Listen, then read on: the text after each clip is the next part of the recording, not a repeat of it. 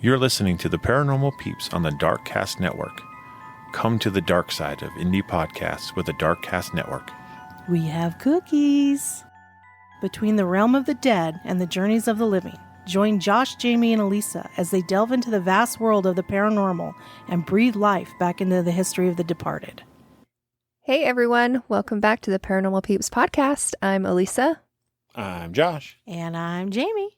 And we are going to do some spooktacular Utah haunts. Heck yeah. Finally, we brought it back home, huh? Right? Finally. You know, the thing is like, I never thought how haunted Utah would be until you start looking into the paranormal stuff. It's everywhere. It really is. Well, if you think about it, it only takes someone to die to be haunted. I mean. And let's face it, a lot of people have died in Utah. Well, everywhere too, right? But well, yeah, I was going to say that could be said for really anywhere. but you think about just because the United States is so young, Utah is even younger. Yep.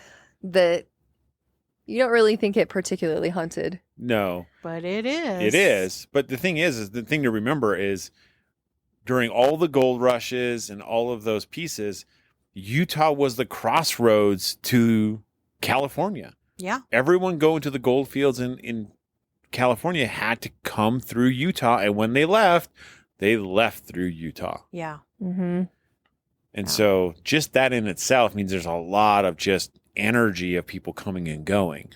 And we had like a lot of Native Americans, and we had a lot of forts, like Fort Douglas. We had Mining towns. mining towns. We had the forts in, what is it called? You talking about Camp Floyd? Yeah, maybe it is Camp Floyd out there. Yeah. It's Camp Floyd. So we also have Camp Floyd. Yeah. The long way around, but we got there. Yeah. I mean, we had, there was the Utah Army that spent time out here, which was the U.S. military that came to Utah. Yeah. And so it's interesting how much history is here. And the part that I think was really surprising to learn is, yes, there were a lot of mining towns, and all of the mining towns here in Utah had still all of the same issues like those boom bust towns in other states did. There was prostitution, there was gambling, drinking, all of these things. And that's not what you think of when you think of Utah. Most people don't, but it went on here too. Yeah. Yeah. And so it's interesting when you think of it, when you realize of it in that way, that because it was a mining town community and all of this other stuff, there was a lot of garbage that happened out here. That's a good word for it. Yeah. Garbage. That's putting it nicely. Garbage. But yeah, what's amazing is you really don't have to go far to find garbage remnants of past garbage. Yeah. And possibly haunted locations. So no. And a lot of the towns that were once the founding cities are still here today. Yeah. And so we're going to touch on some stories from some of these towns that are actually really close to where we're recording tonight. Yay. Which is awesome. So go ahead. So this is from the Cedar Valley Centennial by Michael Kiefer. He wrote, Hidden Hollow, Joe's Dugout, and Unity Pass is an area where people see things they can't explain. Some of those sightings include unidentified creatures and human forms acting weird or vanishing. Here are a couple of the tales from the area that I've been told, as well as some historical ones that I've dug up while doing research on the area. I'm not trying to convince you of these tales or incidences are true. I'm just sharing what I have been told by others and sharing their stories. You, as the readers, need to make up your own mind on what actually happened. Let's go back to the days of the Old West when the Pony Express was still in operation. I've done articles about Joe's Dugout in the past. I recently dug out another story that I would like to share. In my previous article, I mentioned Orrin Porter Rockwell, a gunslinger, bodyguard, and deputy territorial marshal that thought the area around Joe's Dugout was haunted. Rockwell had hired hand by the name of Abraham Gudmundson. Abraham would keep an eye on Rockwell's property, which included his horses that were kept in Skull Valley, Utah. Austin, the son of Abraham, in his diary discussed this account as told by his father. This account is found in the book Stories from the Life of Porter Rockwell by John W. Rockwell and Jerry Borrowman. On another occasion, Porter's younger employee, Gudmundson, was asked to ride with Porter from Lehi to what is now Fairfield and Cedar Fort. About halfway there, a fellow named Joe Dorton had a little dugout in the hill from which he had carried on trade with the soldiers at Camp Floyd. Dusk was approaching when Porter went up to the door of the dugout to inquire of Joe about an outlaw he was tracking. The sought-after outlaw himself came to the door of the dugout when Porter knocked. As Gudmundson would later tell his family and record, the next thing he saw was Porter backing away from the door with his hands in the air while the outlaw pulled the trigger on his pistol.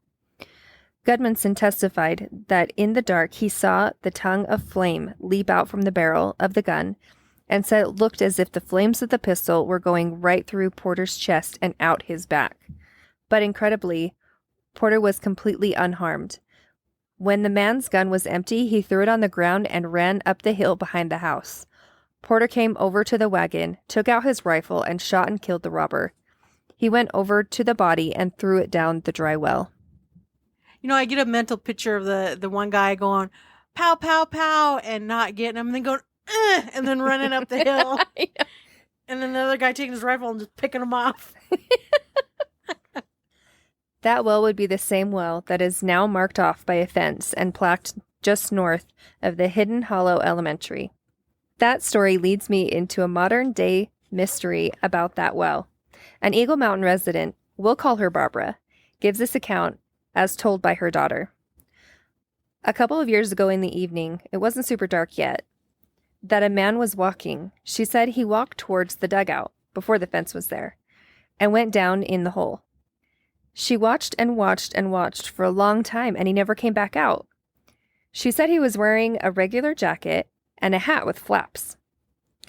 She called my dad at work and told him about it, and when he got home from work, he walked over and never saw anyone there. Barbara said that the man was carrying a sack or something similar. Another incident was told by David, another Eagle Mountain resident. This story does not necessarily have anything to do with the well at Joe's dugout, but it did happen in the area of the Hidden Hollow, in close proximity of the well. David gives the following account. It was 2:30 in the morning, and I was heading to work when I got by Hidden Hollow Elementary. All of a sudden, I see this black shape heading north from the hill where people park to go to the mountain biking. It almost looked like a shadow. I could tell it was not a deer. It was moving very fast, like it was running on 4 legs, but as soon as I got to the Pony Express, it raised up on 2 legs and feet moving quickly. When it got up on its 2 legs, it didn't slow down or break stride, just stood up and ran. David continues, it was like it made a transformation from an animal shape into an almost human shape. When I got to the area, I tried to see if I could make anything out, but did not see anything. He talked about being reluctant to share his story. I kept quiet because I thought I couldn't have seen what I had just saw. But I do know I saw something. Another resident had the same type of incident a few years previously. This is what he recorded that his sister experienced, and shared it on a paranormal website. The following story was shared on darknessprevails.org. It was sort of a cloudy and cold night. The moon was out and it gave off a little light, but she could still see. I wasn't with her that night. I was safe at home watching a movie. When she was near the town park, a silhouette of something was near her. Upon closer inspection, she could see that it wasn't human. One of the streetlights she saw, the shadow was one that looked like a whole bunch of different animals at once. May I remind you, she wasn't under the influence or hallucinating. So, this was all real. She calmly started walking away as it came closer. My sister then turned around and started speed walking back to the house. Taking a few looks then, she could see that it had never made any advances towards her after she had started speeding up. When she got home, she looked rather shaken up. My other sister asked her what was wrong, and she explained that the whole incident. Even though I was around 9 and gullible at the time, I still believe her to this day, especially from the look on her. Her look told me that whatever she saw was definitely there and definitely real. Those are terrifying. Yeah. Well, you never hear about multiple animals. You No. hear about like one animal. Sure. Yeah. They both kind of have story, like features of the Skinwalker story. Yeah. Running Yeah. on all fours, then walking on two and Yeah. running. And not There's losing speed. similarities. Yep. Not Yeah. even missing a stride. Yeah. Well, and the thing is like, this is full of Native American land. We're Yeah. on Native American land, right? Yeah. So, I mean, I don't know. Yeah. I mean, and there have been reports of Skinwalker activity out in this area. Yeah. I mean, just down the road, essentially in Payson. My good old hometown. yeah. And then where the family tree's at, Yeah. Santaquin. Santaquin, they've had Skinwalker reportings out there. Mm-hmm. Yeah. So, I mean, it's totally possible. Well, and I even went and investigated a place in Holiday up on the mountain, and he was going to try to build in his backyard.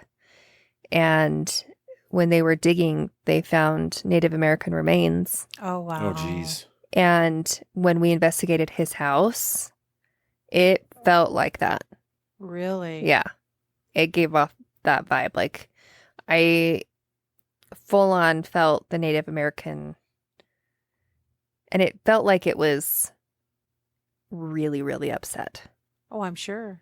So I bet with, like all these houses getting built out here, because this is just blossomed. There's so many houses out here now. It's crazy. When we first moved out here, there were a few businesses, but it was a lot of fields. A lot of just open fields. Yeah, and like I was, acres and acres. yeah, like I was telling you guys earlier, to move out here, you had to have like 3 acres. When I was younger, Yeah. you had to buy at least 3 acres to Build. move and build out here. Mhm. Not now. It has blown up A lot. A lot. It's actually to the point of like, Get me out. get me out. Yeah. Yeah, it's like I love that things are convenient, but it's so much and so many. They can't even staff all of it. There's so many Yeah. little places, and it's ridiculous. Well, and what I hope too is because this dugout and by Cedar Fort in where Camp Floyd is at, that's Mhm. still Pretty open. very rural Yes. at the moment. Yes. Because that's only 15 miles from where we're here. at. Yeah. And so, and we've, like we said, we've been out to Camp Floyd Yeah. in those. And so I just hope that it stays that way because I do too. part of my worry in that avenue as we start to expand, right? Mhm. Some of these things get tossed aside They do. and will we lose the dry well, right? Because this story of Porter Rockwell being shot but not being hurt, I mean, that's a really amazing story. Yeah. And so, like, if you lose the dugout and you Mhm. lose the dry well, does the story go with it? And do you lose those pieces? Because it becomes less physical and more fantastical. Right. More legendary than, Yeah. Mhm. and stories are going to change, you know? Yeah. I mean, and They usually morph into something different. Yep. and Porter Rockwell is a bit of a legendary Oh, character in Utah. there's a lot of cool stories around that man, Mm-hmm. that tough man.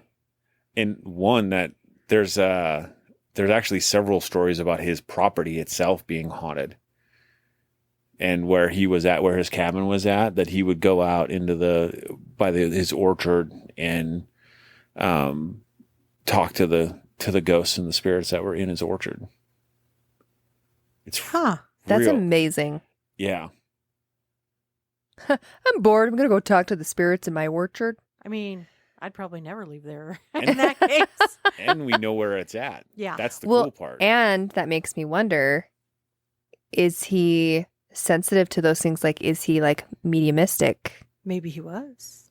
Yeah. you know? Yeah, it's very possible. It's very possible. And maybe that's why he felt so strongly about protecting others, is because he knew about life after death and whatever, you know? Right. I Yeah. don't know. He's a Wow. fascinating character, that man. Yeah, he's a little bit of, I want to say, Billy the Kid Uh-huh. and Pat Garrett. Kind of in what it's, Intertwined into one. yeah. Yeah. Yeah, he's, depending on which side of the story you're on, is going to depend on how you view him. To some, he was a great and honorable man, and to some, he was a cold-hearted murderer.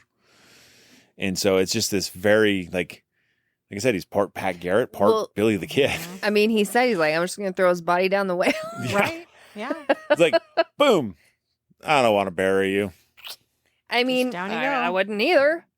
Just easier. Like, you try to freaking rob me, so guess what? You try to murder me. You unloaded the gun on me and then you threw it at me. But you didn't know I was freaking magical. That's right. So, and I can nail you as you're running, so I'm just and as you're running up that hill, I'm going to pick you off with my rifle, pal, and shove your butt down that well. But they just like, I just get this picture of this guy running like in his like long underwear, like running. And here's the thing, like I know like it was a dugout on the side of a hill, right? Yeah. But there's no trees out here. No, it was So it's like, bush. I'm going to run away from you with nothing to hide behind. Maybe he was like zigzagging it. Right? I just don't Dodge and weave. I just don't get Bob the and picture. weave, I just see bob him and just weave. running straight up the hill. And Yep. it's like, I'm going to get away. It's like, come on, seriously? That's an easy shot right Yeah. there. It's like, I got 150 feet away. Made it a little harder for you. Oh, jeez. Don't mess with that guy. Right? But it's like, the thing is like, is what they're seeing at the dugout have anything to do with the Rockwell story of that area? Or is it something It doesn't- entirely different? It sounds like it's something entirely different. To me, anyways. And from what I'm hearing. Yeah. Just the animal. The animalistic nature of it all. Yeah. It feels That feels different. Well, when you think about it with people, Mhm. we don't go into an animal form.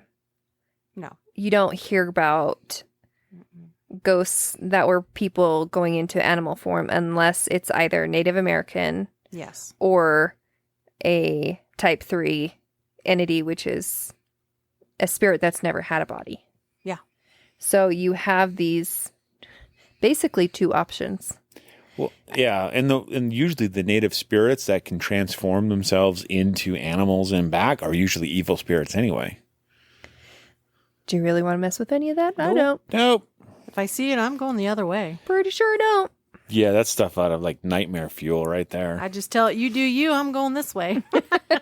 Okay, so we're going to go from 15 miles west of us to 15 miles east of us to the town of Lehi. Now I used to live there too. That's close by. Oh, you just lived everywhere, didn't I you? know. I have. She's like Tom Boudet. She's been everywhere. Tom Baudet. I'll leave the light on for you. So Lehi's rich history has tales of several buildings home to paranormal activities. Probably the most researched in this story is the old Lehi Hospital, which was located on State Street. The original building was built in 1891 and was a bank with a second story reserved as a gathering place for meetings of an LDS congregation.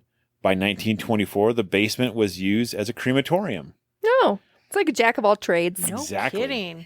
Stories are told of bodies being cut into force to fit in the small crematorium oven. Like a one-stop shopping. One-stop body shop? Banking, meeting Well, you know, they place, needed to get that shop, fat hospital. So that They got to could, render that down. Oh, yeah. Yeah. Make some soap. Put some herbs in there. Be a Some little- urine. Maybe some cheese. Oh, my goodness. That's never gonna. It's It's never never going gonna away. end. That's never gonna. You stop. guys all better watch that or listen to that episode so you get what we're talking about. Right? In 1926, the building became the first Lehi hospital. Folklore has it that the crematorium oven was the perfect place to dispose of amputated arms and legs and other medical waste. Yeah, that's true. The hospital and its staff witnessed many births and deaths over the course of its existence from 1921 to 1968. One source estimated that between 20,000 to 30,000 births alone took place in the hospital before closing permanently in 1968. Dang. That's like, what, 47 years? Yeah. Yeah. So that would be almost 5,000. If it was close to 30,000, it'd be almost 10,000 or 1,000 a year. So, yeah, I could see that. That's a lot of babies. There's a lot of... You look at the families in Utah. I'm one of 65. Oh, I have 3. People look at you strange if you only got one. What's wrong with you? I know. Why can't you have more? That's basically what a lady asked me. I've When we talked to moved here. several people who they're like, when we have family gatherings, we need to rent out like giant halls because we have Yeah. 150 people come in, and that's Yeah. just mom, dad, siblings, and their kids. Yeah. That's crazy. I know, Good for them. right? It's a lot of names to remember. It's so many names. Right. And the older you get, the more you ramble through the names and get them wrong before you actually get to the right one. Can you imagine how many birthday presents you have to buy every year? Right. You just wouldn't. Just make everybody wear a name tag. Problem Here's solved. $5. That's You just- all you get. You just get a phone call or a letter in Right. the mail, a card. Happy birthday! Or at the reunions. Who are here's your you steak again? order. Do I know you? Have we met? Grandkid number 30. What number are you? 475? Nice to meet you. I'm 126. FYI, it is not how it really is. No, No. no.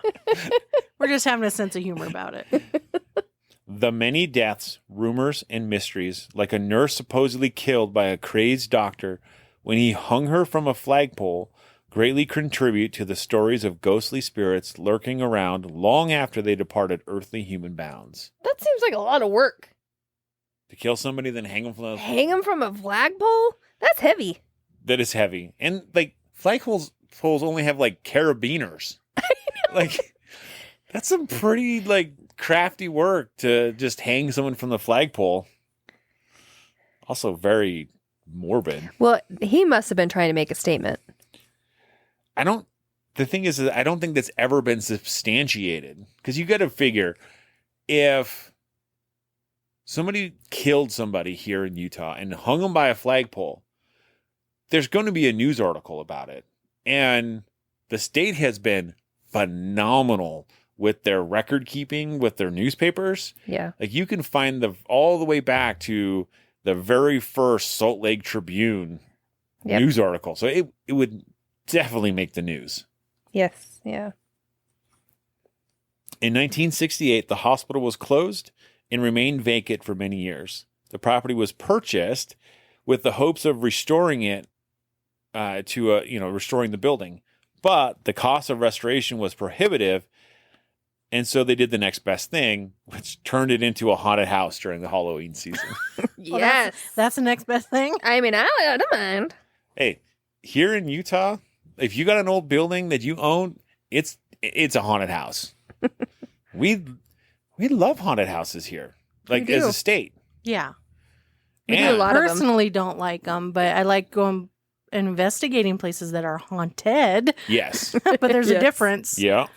What's interesting, what I find interesting is, to my knowledge, Utah has been the only place that I've ever known this to be true, but they have full contact haunted houses. Oh, Asylum 49 is that one. Don't you have to sign a waiver, I think? Yes. Yeah, I think there's a couple places that have that full contact. Yeah. And Yeah, that's crazy. yeah, and we even have haunted houses at any time it's Friday the 13th. Any time of the year, they're open. Wow. Yeah, it's crazy. Nice. They just love it here. In 2005, April Slaughter, an investigator of paranormal activities, conducted an in-depth investigation of the old Lehi Hospital. Of her investigations, Slaughter said, "The building and the phenomena I encountered within it became so dear to me that I miss it more than I can express. This is where I learned to be an investigator, and this is what truly made me a believer." Which I can get that. Like, you can go back to these places time and time again and just have like an affinity for the place. Oh, absolutely. Old Montana State Prison. Waverly. I wouldn't know. Okay, I wouldn't know. She pouts every time I bring it up. She's going to until we take her there. I know.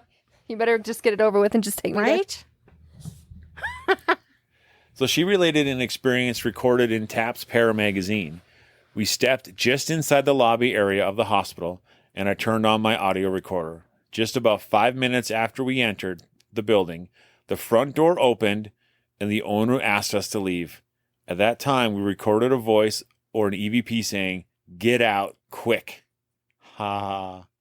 Oh. It's the giggle at the end It's that the you're like, ha, ha, ha. Yeah. It's like, ha ha ha. You're in trouble. You were told to leave. Hurry, run, quick.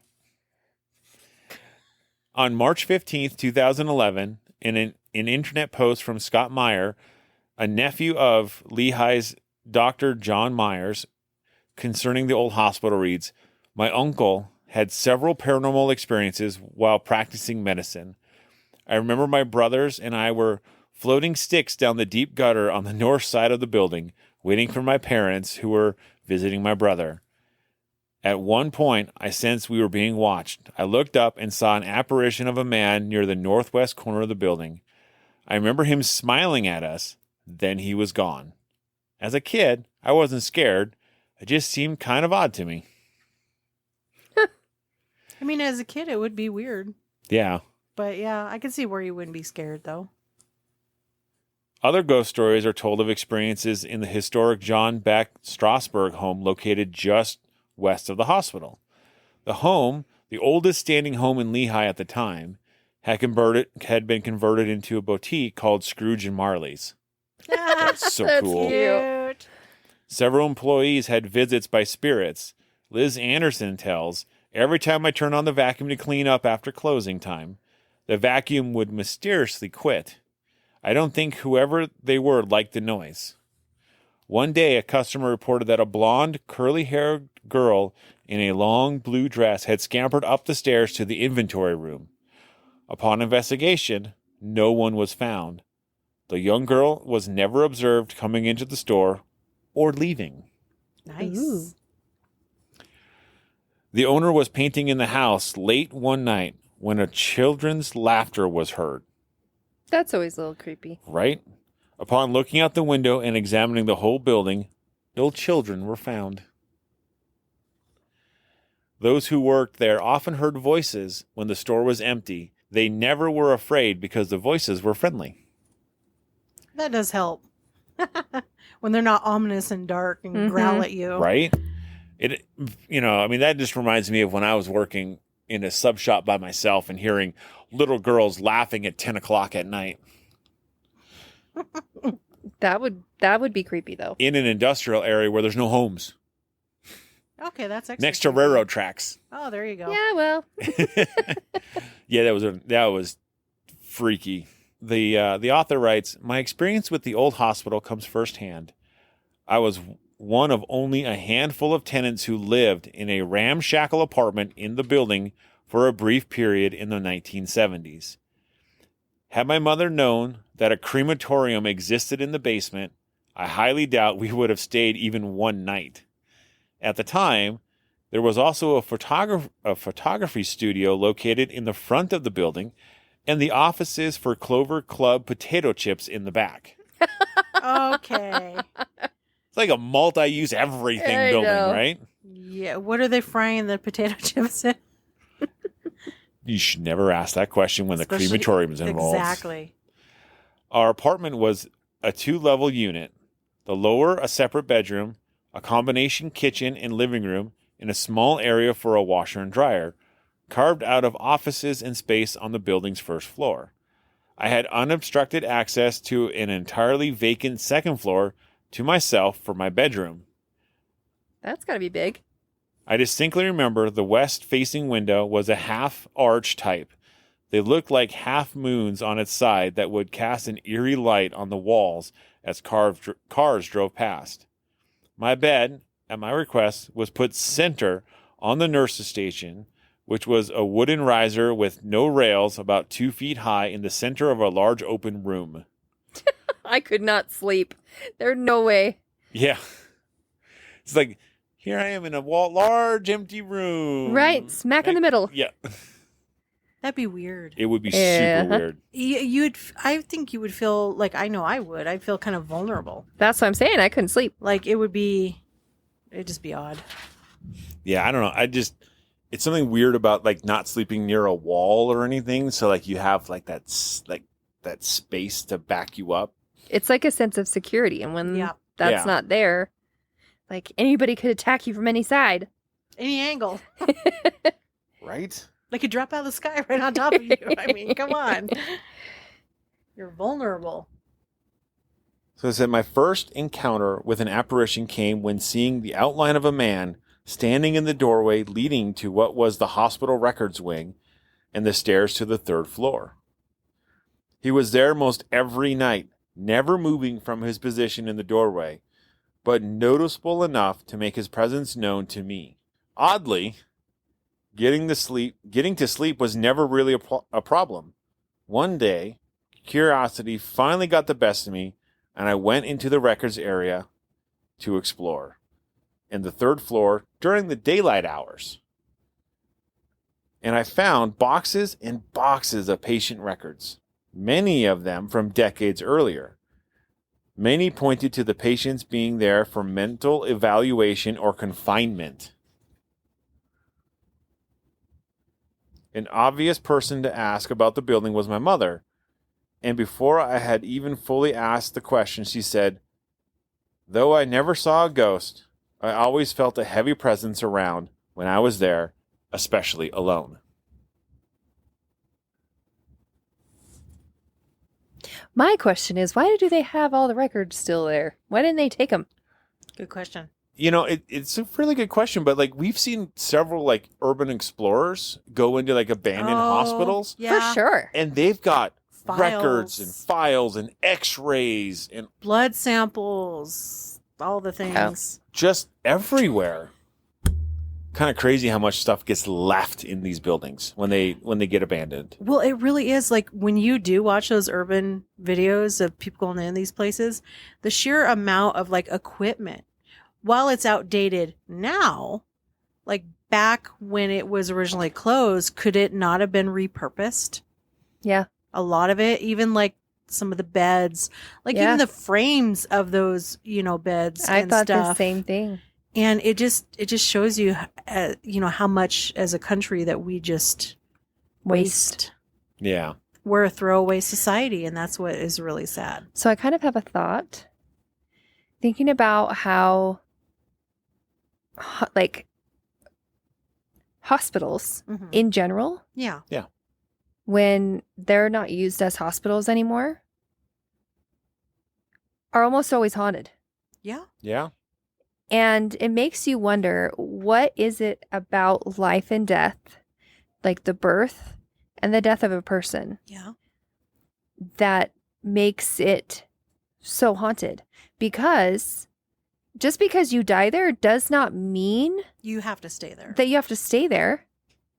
No, definitely not. Well, yeah. I mean, the only thing that I could honestly think of is because some people spend their last moments there, and I think for some, I don't think everybody goes out peacefully. Well, I So mean, there's a lot of emotion. yes, which I get. Yeah. And that makes a lot of sense for haunts that aren't intelligent. Sure.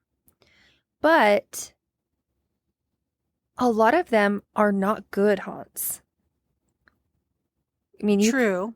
And so when you go to these hospitals and stuff and they have these hauntings that are negative, it's like, why? Maybe is it because whatever negative that is there is attracted to the pain and the suffering and the sickness? I wonder if it's attracted to the energy that's been put into the hospital. Could be. Like, because there's a lot of energy giving birth. Yes. There's a lot of happiness. There's a lot of sadness when there's death.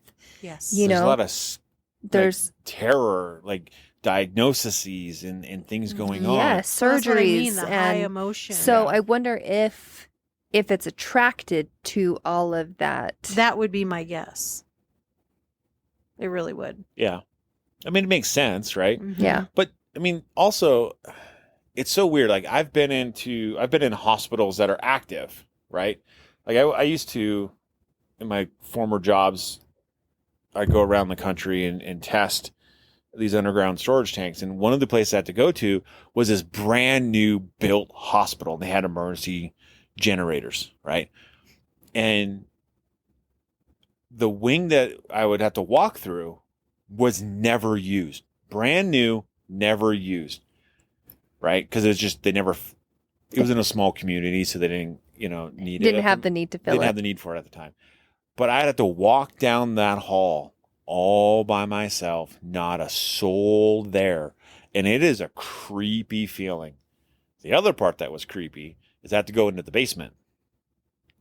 And in the basement where I was going, there was a room with a single chair. Oh yeah, that just gives you like horror Creep movie vibes? Yeah, it's just Yeah. super creepy vibes, right? Well, I think there's a stigma that goes along with the hospitals, though, too, because you see it in movies, you see it. Horror movies for sure. Well, that's what I mean. So we view it, especially people that watch those sort of movies. A lot of people are creeped out by hospitals in general, whether they're abandoned ones or ones that are still in service. If you think about it, what's an interesting concept is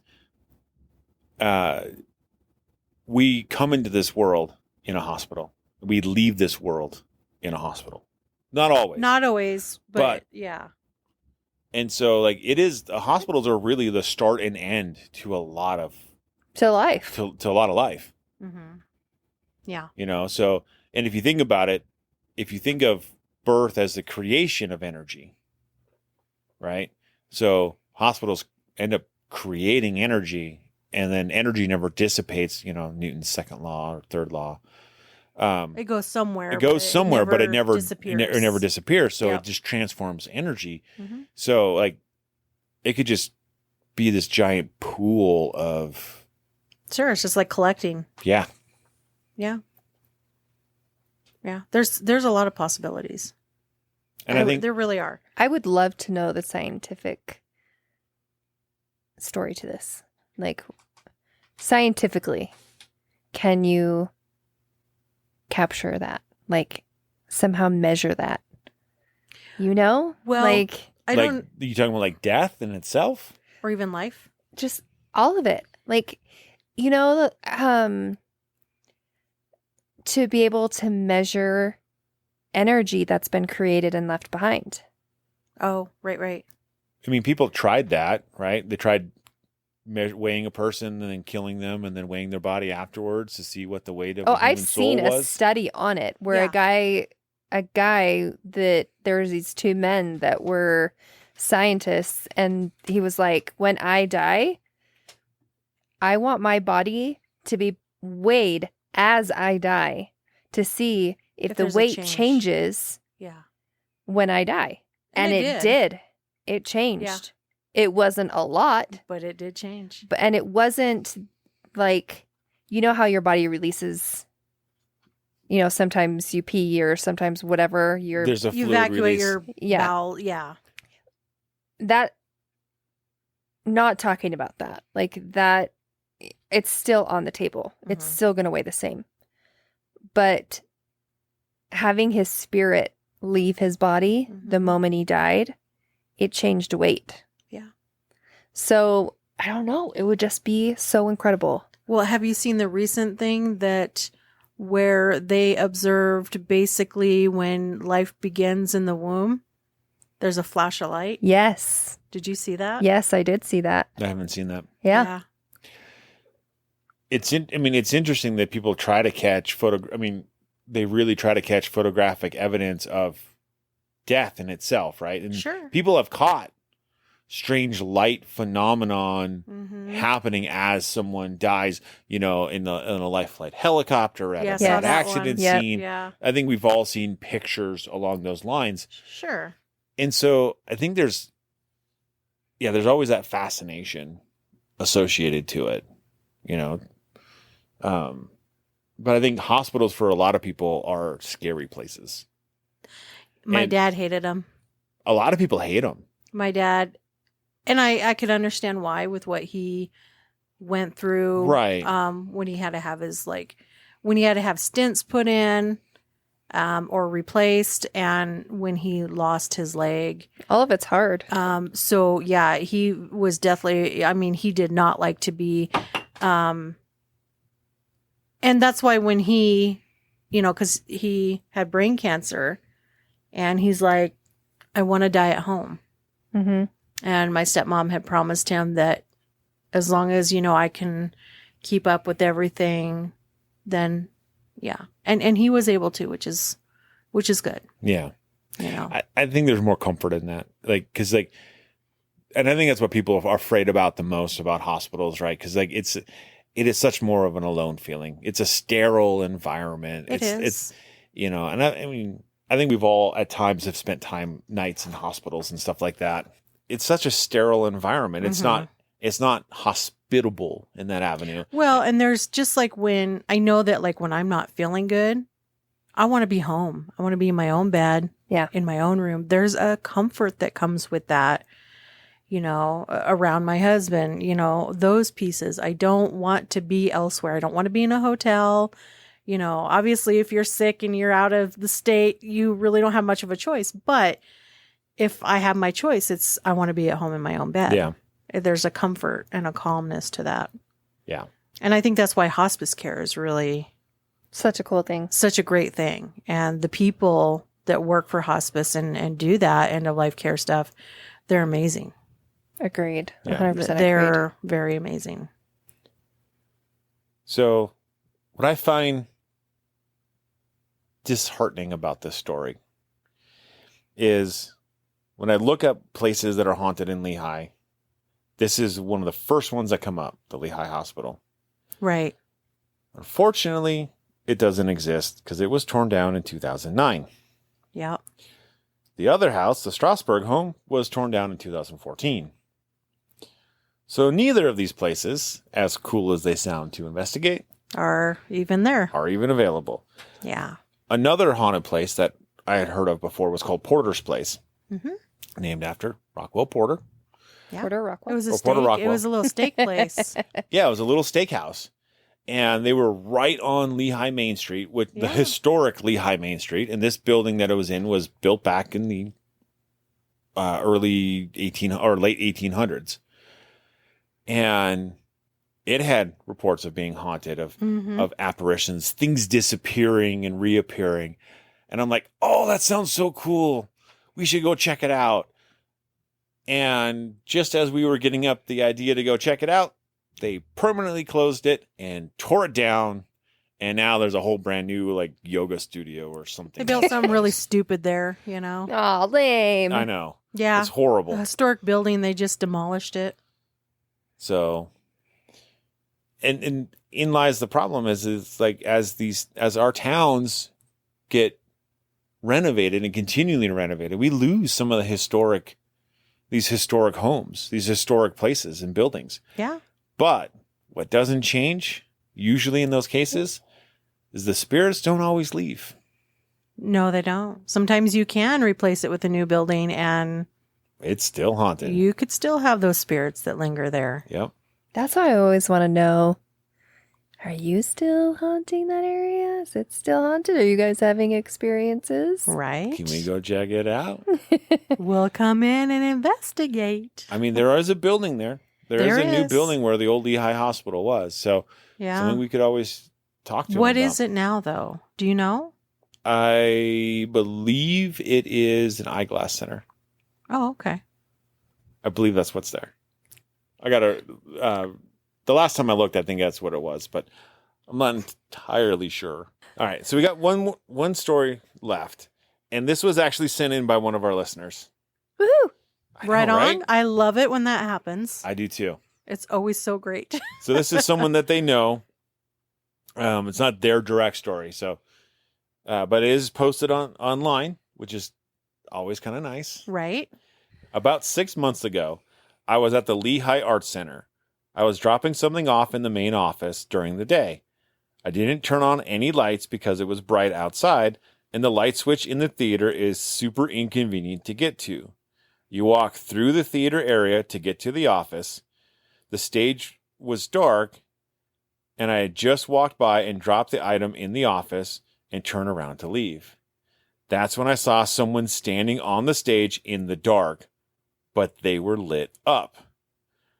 I thought it was the Arts Council director, so I audibly said, "Oh, hi, Gene." And then it was gone. So like it had an aura around it? No, I think what it sounds like is like, you know how like you got like someone's on stage and there's like a spotlight on the person? That's kind of how shining down on them. It's kind of how I envision it, but like obviously no audible light. So maybe like an aura, but like someone was lit up standing on the stage. Yeah. And when he thought it was the one gal and he says, "Oh, hi," they just disappeared like in front of his eyes. Poof. Just gone. Gone. Wow. I wondered why she would be there during the day anyway, but didn't think much of it because it could have just been my eyes playing tricks on me. I think that's the first thing that everybody thinks of when something happens. It's like, no, I didn't see that. That was just... I got to justify it away. Yeah, you try to rationalize it. Yeah. You know? Because it couldn't possibly be something else standing there. And sometimes it's not, right? But like, I can see if like you catch it out of the corner of your eye and you think it's a person and it's a coat rack or it's a chair or something else physical sitting there. But how do you mistake a person standing in the dark on a stage lit up like there's a light from them? And they're there long enough to say, "Hi." Right. Yeah. You know? So like that's what, 10 seconds? You're not going to do that if you just catch it out of the corner of your eye. Exactly. So fast forward to about 2 months ago. Again, went to the Lehi Arts Center to drop something off and pick something up during the day. I unlocked the building and went inside. It was dark again, and I just went straight through to the office to drop something off. I turned on the light in the office and looked for the item I needed to grab. I got it, turned off the light, pulled the door shut, and made sure it was locked. That's when I turned around. There was a woman standing face to face with me. Oh, gosh. She looked right at me and smiled. It knocked me back into the wall and door. I blinked my eyes and she was gone. Like, good smile or creepy yeah, smile? Creepy smile or like friendly smile? I don't know. I think if you turn around, like, it would be startling either way. Yeah, either way you're going to be startled and you're going to like kind of retract. You're going to retract, right? And so you're going to back up against the door because you're not expecting someone to be like right up in there. your grill. In your personal That's going to bubble. scare you no matter if it's a live person or a dead person. It doesn't matter. Yeah, exactly. Exactly. And then the fact that they disappear right in front of you. My heart rate skyrocketed. I was shaking. I ran the hell out of there and called Noah. It freaked me out, and I don't get scared easily. I was shaking for a good 15 minutes. I told Jean about it, who was the art director. There had been other sightings. She asked me what she looked like. I told her, older woman with white kind of pioneer hair in a bun, very pretty, and seemed kind. Oh, okay. So it was a good high then. Yeah. Yeah, it's a good high. Or a good smile. Good smile, but still, like you're not expecting to see somebody standing there. Startling for sure. Yeah.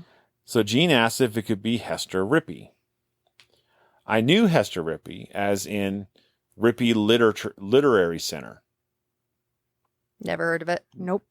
Yep, me neither. But then again, we don't stomp through Lehi too much. Usually No. right through it and back through it again.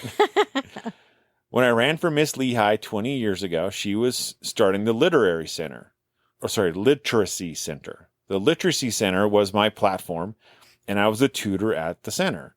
I knew Hester well. She was an amazing person. Guess where the Literacy Center was 20 years ago? Let me guess. Oh, really? In the mother freaking art center.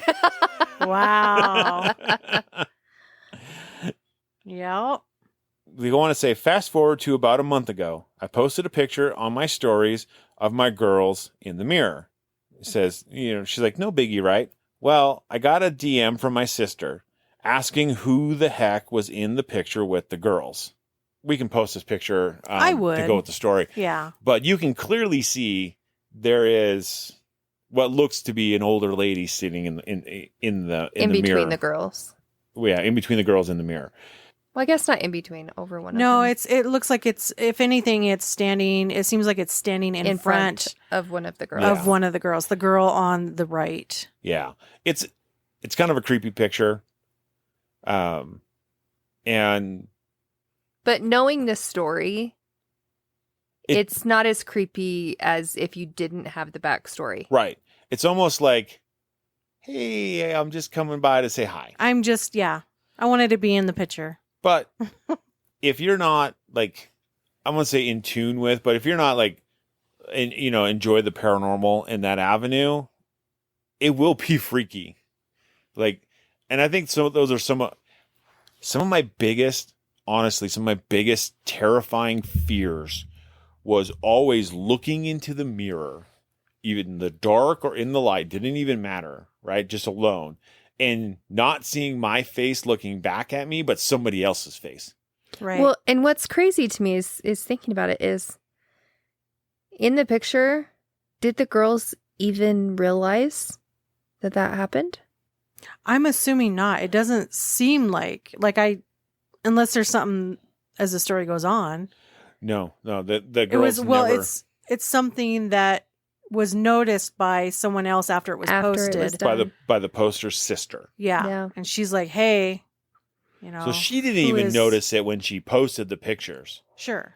Which I get that, right? Like you snap off some pictures, you throw it up on social media and you walk away. Like how often are you like and it's the zooming in on things? Well, and it's the type of picture it is. So what it is it's these two gals.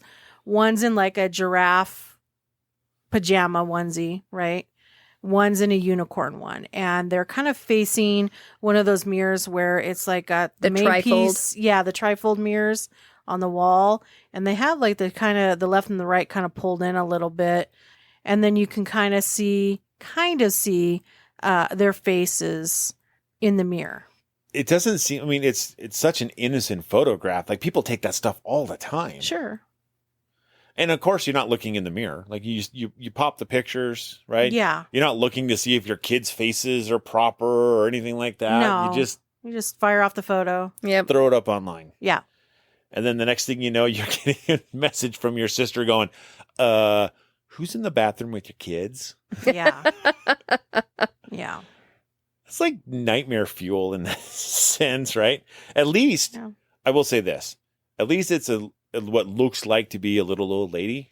It looks, I see the similarities because we'll post the picture of the elderly woman that they're talking about as well. And you do see the similarities. You do. To a certain extent. But could you imagine if it was a dude?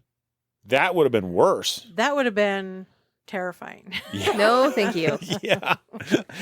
They probably I'd be like, all right, I need to get this house blessed ASAP. Otherwise, we're moving. We're burning it down. Give me the sage. So she's got one more part on here, right? And she goes, I just had another sighting at the Lehi Art Center doing Miss Lehi interview prep. I was looking at the dark stage, asking what the heck they wanted from me when something white went across a pitch black stage. Okay, white. So, all right. Could be anything. Was it, it could be anything, but was it like short? Was it tall? Was it bipedal? Was it Doesn't say. Like, okay. My guess is it was like a white, blurry flash across No, the stage. and I could see that, but you can kind of tell even if it's not. Yeah. You know what I mean? You kind of be able to. Yeah. But maybe it just happens so quick that they just. Yeah. And if it catches you off guard, then I guess I could see the confusion. Yeah. She continues on. I pulled my groin running away from it. Oh, ouch. She's like, ask Shirley Larson. She saw it too. Oh, wow. Also, my heart rate is still 130 and it's been 10 minutes. Oh, my. Oh, my. Yeah. So that really is a startled her. Real, startling factor from it. Yeah. Which I get, right? You're alone in the dark. But here's the thing. I will say this. She talked to the spirits there. What do you want from me? Yeah. That's an investigative question. That's right. Be very careful when and where you ask those because you just might get an answer. That's right. And if you you're don't not want ready the for answer, it, don't ask the question. Yeah. That reminds me of one of the episodes from the BuzzFeed Unsolved, the supernatural episodes. And they were in a witch house, and Ryan was the short one, right? I think so. So they were doing an investigation using the flashlights, right? And he's like, okay, if someone's here, please turn on the flashlight. Wait, wasn't that was either in the Sally house or the Basilica murder house? I think it was the Sally house. Yeah. I think it was the Sally house. And he's like, please don't turn it on. Please don't turn it on. Please don't turn it on. Please don't turn it on. And then it turns on and then he screams. It's pretty good. It is hilarious. Yeah. But it's like, you ask them to do something for you and then they do it and you freak out and are terrified. If you can't handle it, please don't even ask. Exactly. Yeah. And honestly, that in some cases, that's really kind of like the best avenue in that, right? Mm-hmm. It's like, if you don't want a response, don't ask for it. Don't ask for a response. Don't ask a question that is going to heed a response. Well, I also think people do that in hopes that nothing does happen and that they don't get a response to make them feel better. Yeah. To help them justify away whatever it is they experienced. And that's fair, but just understand that there could be a whole nother side to it. So but it could go either way. Can I say that I just want to get in the Lehi Art Center and investigate it? I would really love to be able to go in there, the three of us, and just that'd be so find sit out there and just talk and just see what we can see. And if you guys have any places in Utah that you would like that you work at or that you have access to investigate, let us know. Yeah. Yeah. We're more than happy to come down. And just see what's going on. If you just want to know what's there. Yeah. Because chances are it probably could be this gal who started the literacy center. And she sounds so sweet. Like, I think her energy would just be that grandmother loving, warm energy. And if that's the only spirit that's running around, it's not as terrifying, right? It's like, oh, she's just here, keeping up on the place or checking it out. Checking in. And it becomes less scary. Well, because it really sounds what was her name again? Do you remember? I don't remember, but I can tell you real quick. Her last name was Hester. Her first name was Hester. Hester Rippey. Oh, see, that's an old name, isn't it? Hester. I like it. Hester is an old name. But for Hester, it sounds like what she did when she was there. What was that? The Literacy Center. Literacy Center. Okay, when she was there, it really sounds like this was a labor of love for her. And so that it holds a special place for her. And maybe that's why she comes back just to pop in and say hi and, and check in. Well, if it's like your passion, of course you'd want to go back and go check it out just every pop once in a while. Every now and again and offer a friendly smile. Maybe next time just stand a few more feet back. But, Yeah, and she passed away in 2014. Yeah. So still new and fresh. Even looking at her picture, you get a warm. Yeah. happy looks feeling. cute. She looks very sweet. She looks such a happy person, honestly. Yeah, she looks like a very accepting, loving individual. But yeah, if you guys, like I said, if you guys have more stories that like of haunted places in Utah that you want us to cover or investigate or just share with more people on the podcast, hit us up on our social media accounts. Let us know. Yeah, reach out to us. And as always, stay ghosty, my peeps. Ooh. Welcome to the Bell Witch Podcast, a show that covers the infamous legend of the historic Bell Witch haunting in southern United States in the 19th century, where the Bell family experienced frightening happenings within their home. Hang on a second. No, that's the wrong Bell Witch. This is a podcast about being a witchy pagan in the 21st century, airing bi-weekly, with different guests on each month sharing their pearls of wisdom and gems of knowledge from their very own witchy businesses. I call it a moot loot. Here we cover a wide range of pagan and witchcraft related topics, from sigils, spells and spirits to Reiki rituals and pagan parenting while camping in the Bell tent named Delilah. It's got nothing to do with the Bell Witch from the 19th century in Tennessee that scared people to death in a little townhouse, which may or may not be true. Pretty cool story, but yeah, it's the wrong Bell Witch. This Bell Witch podcast is brought to you by Swales, the friendly green witch from Leeds, UK. A northern witch with a strong Yorkshire accent, a love of all things weird, spooky, magical, and a smelly dragon named Dave. So tune in every 2 weeks for a sprinkling of Yorkshire magic. Listen to the Bell Witch podcast with me, Swales, a friendly green witch, wherever you get your podcasts. Listening to the Paranormal on